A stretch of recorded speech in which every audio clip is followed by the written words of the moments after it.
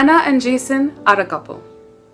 They met, they fell in love, dated each other for about 6 years, decided to get married.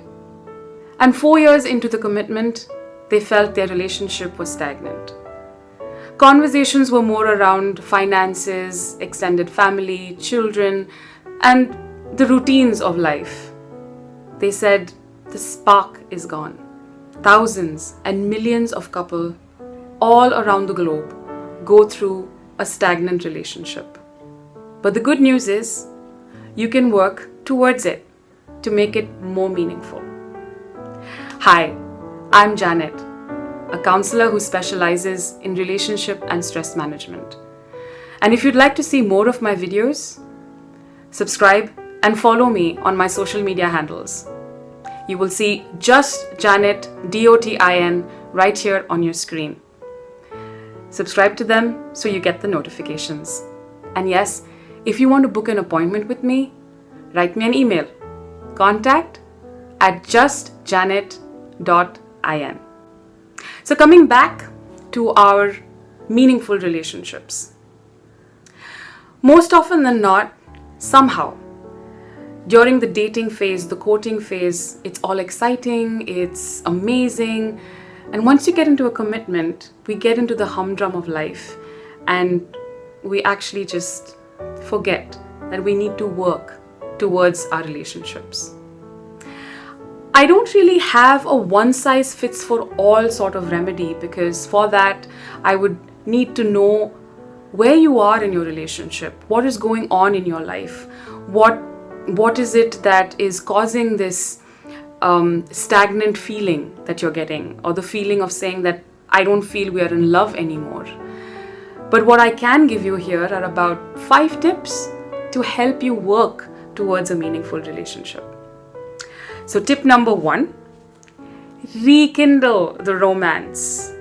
You might say it's like a little cliche, it's something that everybody tells us to do. But you know what? That's the basics. Like I said, in our routine of life, in the humdrum of life, we often tend to forget that it's the basics that can actually work. And why am I saying rekindle the romance? You remember the time that you actually met your partner? You would make the effort to look good, wear the perfect perfume, wear the perfect clothes, look your best, be your best. Actually pay attention to the conversations that you have with your partner. Remember the little things. Drop them a message. That's what makes so much of a difference in a relationship. So why does this have to stop when you are in a commitment? Whether you're married, whether you're in a live-in relationship, or whether you're dating someone exclusively. It doesn't have to stop. Now, if you are in a stagnant relationship, start doing little things. Leaving a note in their wardrobe maybe, or leaving a sticky note on the refrigerator saying, I love you, you're wonderful. Dropping a message to them once in a while from work saying, I miss you, I'm waiting to see you in the evening, to spend time with you. To rekindle this romance, it doesn't have to be elaborate. It doesn't mean that you have to buy expensive gifts or take them out to an expensive restaurant. No. It's the small things, and that's why the basics are important. Tip number 2, communicate, communicate, communicate. I can't emphasize this enough. The more you are not going to talk to each other, the more you are building walls in between each other, right? If you have an argument and you don't feel like talking to your partner at that moment, fine. Finish your argument. Go out somewhere, go for a walk, let the steam off, cool off, come back and have that conversation.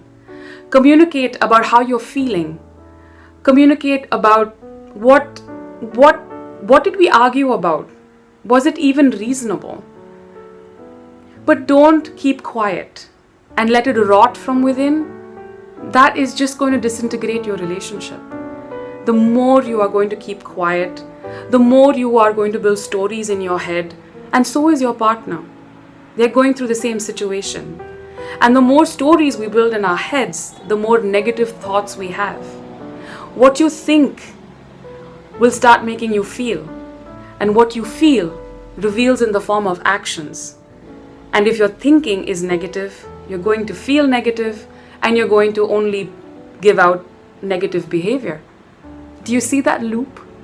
I don't think any of us want to be in that phase. So talking it out actually will help sort out a lot of things. It's okay to be vulnerable in a relationship. To tell someone I love you itself is being vulnerable. Express your feelings. Talk to them about it. Do not keep quiet. Tip number 3.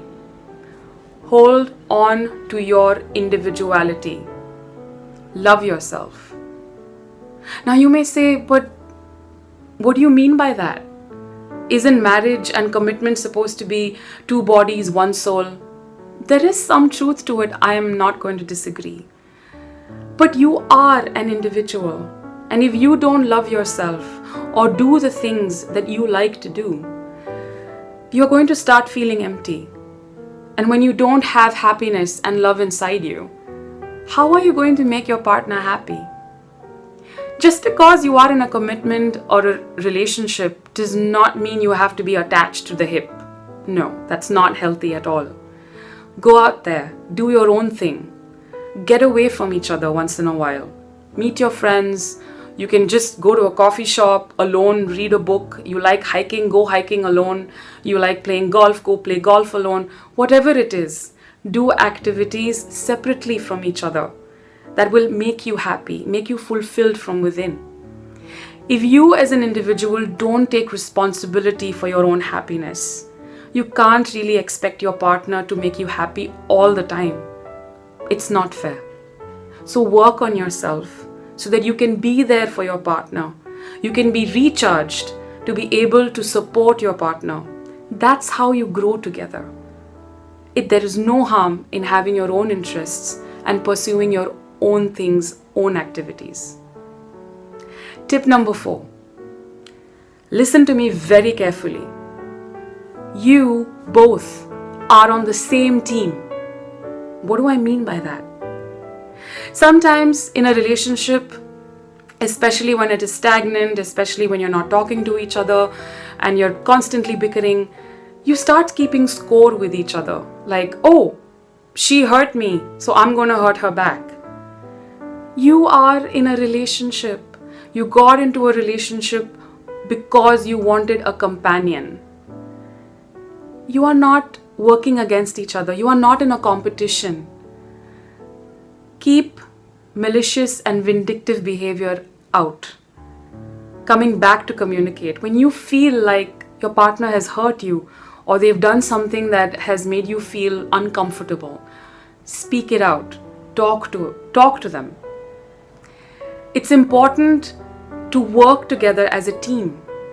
If you're going to constantly be at war with each other or constantly have revengeful thoughts, you are obviously going to go poles apart.